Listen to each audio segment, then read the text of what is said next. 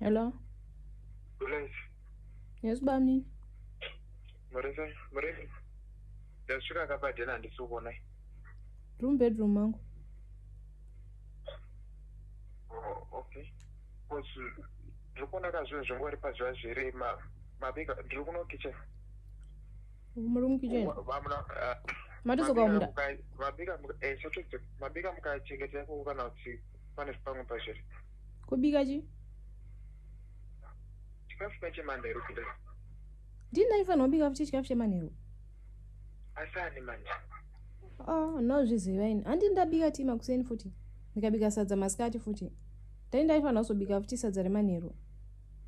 Takuita maduties here kudai muri handi muripo here mazuva. Munongotibikirawo kana pane zviri kunetsa here tibatsira.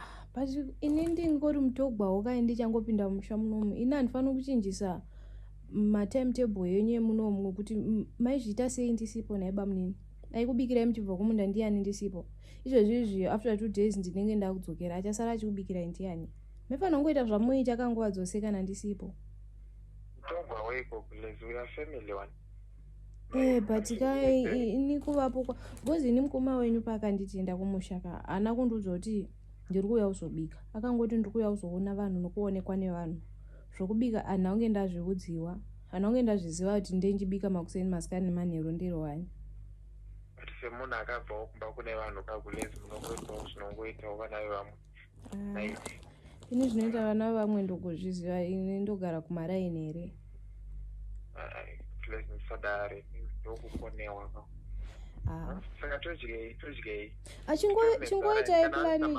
Totaura kumasoro koka vari kufamba vachizorora. Chingoitai plani mungoona kuti mabika maita sei. Because ini handichatokwanisi kubuda kana ndapinda munomu. Because ndapfeka mapijama ko ndakasangana nababa ikoko ndakapfeka mapijama. Plus handizonzwa musha.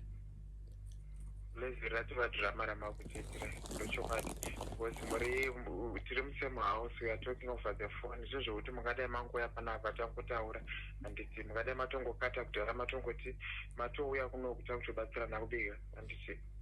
Ingoitai kuti vanhu vamungobika vanhu vadle bamnini. Ndatovata ino. Ini musandiverenga hangu. Ndiri right. Inini manje ndakufana kubika ndakuita. Saka anosibika kana ndisipo ngabike. Blaze kamusadare.